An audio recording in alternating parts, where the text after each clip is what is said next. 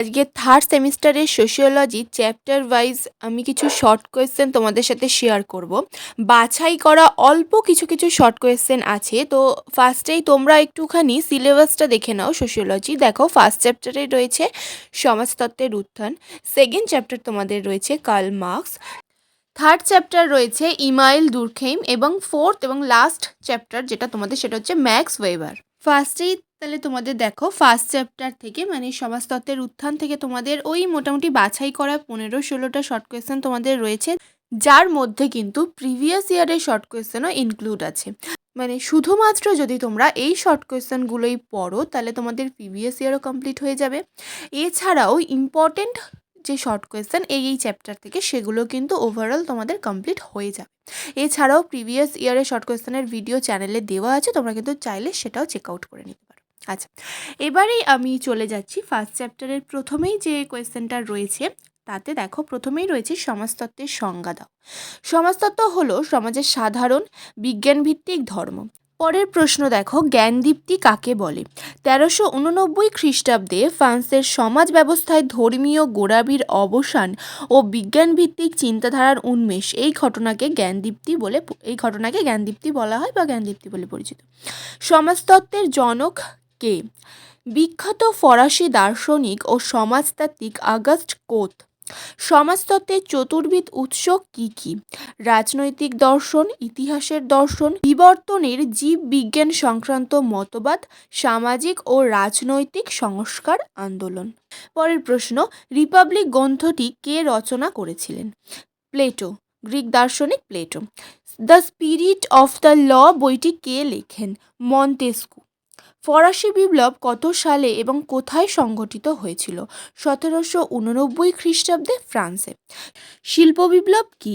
অষ্টাদশ শতাব্দীর মধ্যভাগে অর্থাৎ 1760 খ্রিস্টাব্দের সময়কাল থেকে ইংল্যান্ডে নতুন নতুন যন্ত্রপাতির আবিষ্কার ও বিপুল পরিমাণে শিল্প স্থাপনের ঘটনা ইতিহাসে শিল্প বিপ্লব নামে খ্যাত।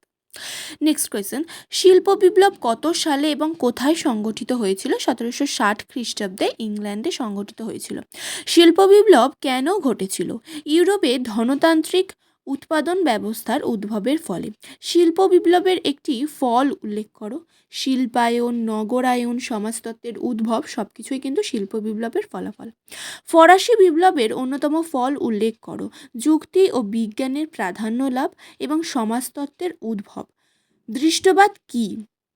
যখন সামাজিক ঘটনাবলীর ব্যাখ্যা বিজ্ঞানভিত্তিক পদ্ধতি অর্থাৎ পর্যবেক্ষণ, নিরীক্ষণ ও তুলনামূলক পদ্ধতির ওপর নির্ভর করে হয়ে থাকে তখন সেই মতবাদকে দৃষ্টবাদ বলে। অধিবিদ্যা স্তর কাকে বলে?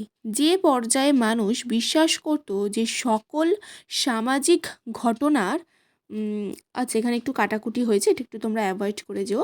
সকল সামাজিক ঘটনার জন্য প্রাকৃতিক শক্তি দায়ী অর্থাৎ প্রকৃতি নির্ভর তাকে অধিবিদ্যা স্তর বলে। পরের প্রশ্ন, ধর্মতাত্ত্বিক স্তর বলতে কি বোঝো? যে পর্যায়ে মানুষ বিশ্বাস করত যে সকল সামাজিক ঘটনা ঈশ্বর বা অতি প্রাকৃতিক শক্তির দ্বারা সংঘটিত হয় সেই পর্যায়কে ভৌত ধর্মতাত্ত্বিক পর্যায় বলে। নেক্সট কোয়েশ্চেন, আর এই ফার্স্ট চ্যাপ্টারের লাস্ট প্রশ্ন, পজিটিভ ফিলোসফি গ্রন্থটি কার লেখা? অগাস্ট কোত। আচ্ছা, নেক্সট চ্যাপ্টারে যাওয়ার আগে বলবো, তোমরা কেউ যদি sociology general, education general, history honours general, political science general পড়তে চাও তাহলে কিন্তু অবশ্যই স্ক্রিনে দেওয়া নাম্বারে যোগাযোগ করতে পারো। এছাড়া কারোর যদি মনে হয় যে তাদের স্টাডি মেটেরিয়ালস লাগবে, এছাড়া অন্যান্য কিছু হেল্পের প্রয়োজন রয়েছে, তারাও কিন্তু অবশ্যই স্ক্রিনে দেওয়া নাম্বারে তোমরা যোগাযোগ করতে পারো। চলে যাচ্ছি সেকেন্ড চ্যাপ্টারে। তোমাদের কিন্তু তোমরা জানো 2 মার্কসের প্রশ্ন আসবে, যেটা তোমাদের 5টা লিখতে হবে। কিন্তু ফার্স্ট চ্যাপ্টার থেকে যে কোয়েশ্চেনগুলো আমি তোমাদের দিলাম সেগুলো হয়তো তোমাদের মনে হতে পারে যে এগুলো খুবই শর্ট হয়ে যাচ্ছে, 1 মার্কসের হয়ে যাচ্ছে, কিন্তু ফার্স্ট চ্যাপ্টার থেকে এই ধরনের কোয়েশ্চেনই তোমাদের আসলে ঠিক আছে। আবার সেকেন্ড চ্যাপ্টারের যে প্রশ্নগুলো রয়েছে সেগুলো কিন্তু তোমাদের একটু বড়, মানে 2 মার্কসের যেরকম একটু বড় লিখতে হয় সেই তুলনায় একটু বড়। আচ্ছা দেখো, এবার 2 মার্কসের ফার্স্ট কোয়েশ্চেনেই আমি চলে যাচ্ছি। দেখো কি রয়েছে, কার্ল মার্কস রচিত উল্লেখযোগ্য বইগুলি কি কি? The capital, the German ideology, the poverty of philosophy. আচ্ছা, 2 নম্বর, উৎপাদন সম্পর্ক আলোচনা করো। দেখো এটা কিন্তু পাশে লেখাও আছে, যেটা প্রিভিয়াস 19 এবং 21 কিন্তু এসেছিল। এই বছরে কিন্তু তোমাদের আসার তার মানে খুব বেশি চান্স রয়েছে। সেটা হচ্ছে উৎপাদন সম্পর্ক আলোচনা করো, বা এটা এরমভাবেও আসতে পারে যে কার্ল মার্কসের উৎপাদন সম্পর্ক আলোচনা করো।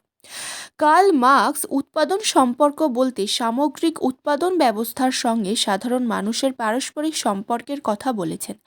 মানুষ প্রকৃতিকে সঙ্গ করে এবং প্রাকৃতিক শক্তিকে কাজে লাগিয়ে দলবদ্ধভাবে উৎপাদন করে, তাই উৎপাদন প্রক্রিয়ার সঙ্গে সামাজিক সম্পর্ক ঘনিষ্ঠ হয়। মানুষের সংঘবদ্ধ কার্যকলাপের মাধ্যমে শ্রমের হাতিয়ার, উপকরণ, উপায় এবং পণ্য সামগ্রী উৎপাদিত হয়। উৎপাদনের সঙ্গে মানুষের এই পারস্পরিক সম্পর্ককে উৎপাদন সম্পর্ক বলে। ঠিক আছে, নেক্সট কোয়েশ্চেন, শ্রেণী সংহতি বলতে কি বোঝো? কার্ল মার্কস সমাজে শ্রেণী বিন্যাস সম্পর্কিত বিষয়াবলীর আলোচনায় শ্রেণী সংহতির ধারণার ওপর গুরুত্ব দিয়েছেন। রাজনৈতিক ও অর্থনৈতিক লক্ষ্য পূরণের জন্য শ্রমিক শ্রেণীর মধ্যে যে ঐক্য ও সংহতির সৃষ্টি হয় তাকে শ্রেণী সংহতি বলা হয়। নেক্সট কোয়েশ্চেন, শ্রেণী সংগ্রাম কি? ব্যক্তির সঙ্গে উৎপাদন ব্যবস্থার সম্পর্ক সমাজকে বিভিন্ন শ্রেণীর স্বার্থ ও লক্ষ্য পূরণের আকাঙ্ক্ষা ও চাহিদার বিপরীততার ফলে এদের মধ্যে সংঘাত অনিবার্য হয়ে ওঠে। উৎপাদন সম্পর্কবাহী এই সংঘাতকে বলা হয় শ্রেণী সংগ্রাম। নেক্সট কোয়েশ্চেন, ঐতিহাসিক বস্তুবাদ কি? মার্কস সমাজ জীবনের অনুশীলনের দ্বন্দ্বমূলক বস্তুবাদের মূল নীতিগুলির প্রয়োগকে ঐতিহাসিক বস্তুবাদ বলেছেন, অর্থাৎ সামাজিক জীবনধারা এবং সমাজ ও সমাজের ইতিবৃত্তির বিচারে দ্বন্দ্বমূলক বস্তুবাদের মূল নীতিগুলির প্রয়োগ ও ব্যবহারকে ঐতিহাসিক বস্তুবাদ বলা হয়। পরের প্রশ্ন, যেটা 2019-এ এসেছিল, মার্কসের মতে বিপ্লবের ধারণা বলতে কি বোঝানো হয়েছে? সাধারণভাবে বিপ্লব হলো রাজনৈতিক ক্রিয়াকলাপ। মার্কসীয় মতাদর্শ অনুযায়ী বিপ্লব হলো একটি ঐতিহাসিক পদ্ধতি ও সামাজিক ঘটনা। শ্রেণীবিভক্ত যে কোনো সমাজ ব্যবস্থায় প্রতিক্রিয়াশীল গোষ্ঠীর বিরুদ্ধে প্রগতিশীল গোষ্ঠীর অনুকূলে সমাজ ব্যবস্থায় মৌলিক পরিবর্তন ঘটার প্রক্রিয়াকে বিপ্লব বলা হয়। এই বৈপ্লবিক প্রক্রিয়ার মাধ্যমে একটি শাসক শ্রেণীর পতন হয় এবং নতুন এক শাসক শ্রেণীর উত্থান ঘটে। মার্ক্সবাদীরা মানব সমাজের পরিবর্তনের ইতিহাস বিশ্লেষণ করেছেন বৈপ্লবিক প্রক্রিয়ার প্রেক্ষাপটে। ঠিক আছে, নেক্সট কোয়েশ্চেন, যেটাও 2019-এ আবারও এসেছিল। দেখো, বিচ্ছিন্নতা সম্পর্কে মার্কসের ধারণা ব্যাখ্যা করো। সমাজে মানুষের মধ্যে বিচ্ছিন্নতা সম্পর্ক কার্ল মার্কসের ধারণার সমকালীন সমাজতত্ত্বের অত্যন্ত গুরুত্বপূর্ণ বিষয় হিসেবে গণ্য করা হয়। মার্কস বলেছেন যে মানুষের ইতিহাস শুধুই শ্রেণী সংগ্রামের ইতিহাস নয়, বরং সেখানে ক্রমান্বয়ে মানুষের বিচ্ছিন্নতার চিত্র অত্যন্ত তাৎপর্যপূর্ণ। কার্ল মার্কস সমকালীন সমাজ ও তার পরম্পরা বিশ্লেষণ করতে গিয়ে ব্যক্তির বিচ্ছিন্নতার অস্তিত্ব ভীষণভাবে অনুভব করেন।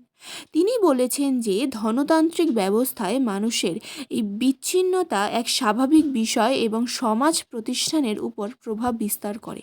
মার্কসের মতে বিচ্ছিন্নতা শুধুই উৎপাদন প্রক্রিয়ার মধ্যে নয়, সমগ্র উৎপাদন সম্পর্কিত ক্রিয়াকলাপের মধ্যে নিহিত। এবং সেকেন্ড চ্যাপ্টারের একদম লাস্ট কোয়েশ্চেন হচ্ছে, শ্রেণী চেতনা বলতে কি বোঝায়? শ্রেণী চেতনা বলতে বোঝানো হয় কোনো জনগোষ্ঠীর নিজেদের সম্পর্কে অসচেতন অবস্থা থেকে আত্মসচেতন শ্রেণীতে উত্তরণ। মার্ক্সীয় বিশ্লেষণের জোর দেওয়া হয় শ্রমিককুলের মধ্যে শ্রেণী সচেতনতার বৈপ্লবিক বিকাশের ওপর। মাত্র 8টা প্রশ্ন তোমাদের দিলাম, তার মানে বুঝতেই পারছো একদম বাছাই করা গুরুত্বপূর্ণ প্রশ্নগুলোই তোমাদের রয়েছে। এবার দেখো, শর্ট কোয়েশ্চেন তো ওরকমভাবে 100% কমন দেওয়া যায় না, তবুও চেষ্টা করলাম। এইগুলো পড়লে তোমরা কিন্তু মোটামুটি 100% না পেলেও 70 to 80% কিন্তু কমন পেয়ে যাবেই, তোমাদের পড়তে কোনো অসুবিধা হবে না। তো এই ভিডিওতে আমি এতটাই দিলাম, মানে সেকেন্ড চ্যাপ্টার অবধি দিলাম। এর থেকে নালে বেশি ভিডিও বড় হয়ে যাবে, তোমরা আবার বেশি বড় ভিডিও হয়ে গেলে তোমরা বোর ফিল করাম, দেখেছি অনেকেই দেখতে চাও না।